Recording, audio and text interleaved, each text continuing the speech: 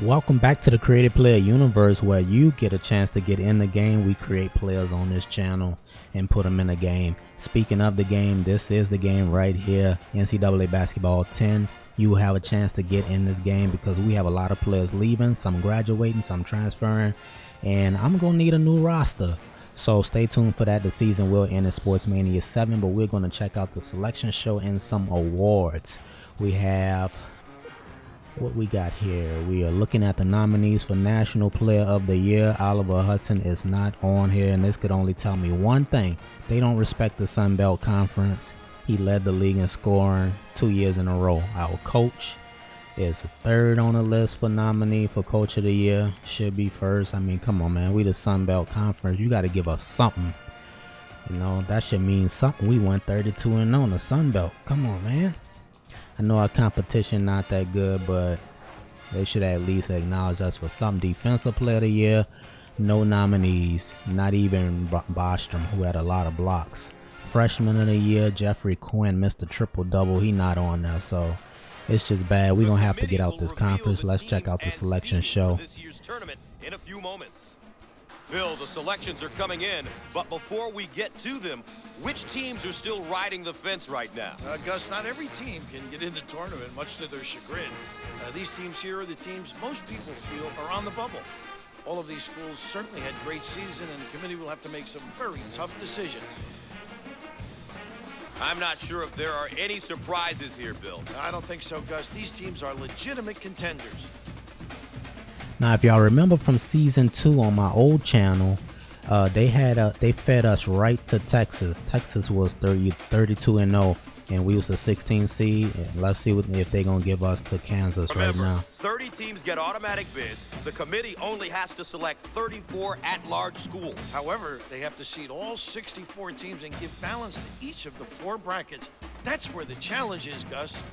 So we was in this bracket. We was in the West region, and we not here. Looks to be very competitive. Whichever school makes it out of this bracket will be and we not in the Midwest region either. I don't know what's going on. We not in. That's where we was last season. The second half of the field of 64, starting with the 16 teams. What the hell? Where's our team? Nova. There we go, right there.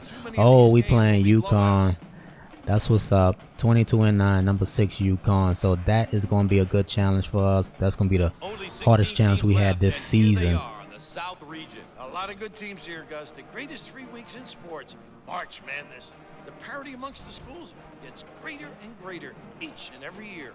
Number 1, GT. Is that Georgetown or Georgia Tech? I Well, think that's Coach Raftery, Georgetown. there's a look at the tournament bids by conference. The major conferences are obviously well represented. However, there are still some mid-major schools worth watching, and I'm certain they'll compete.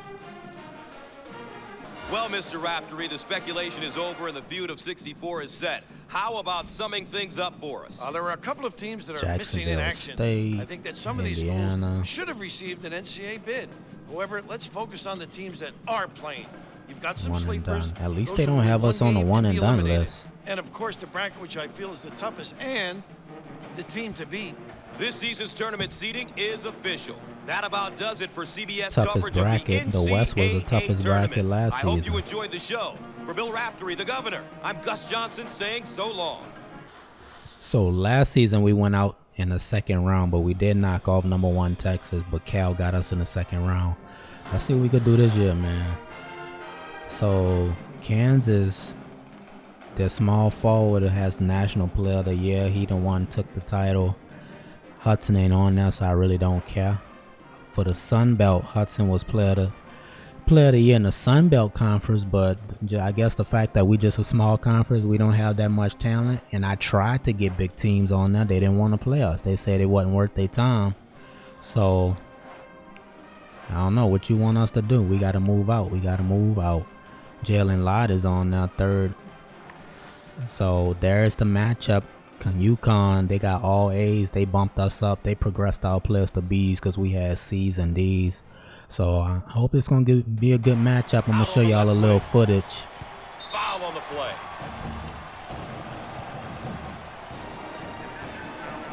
Here's another solid junior, Bill.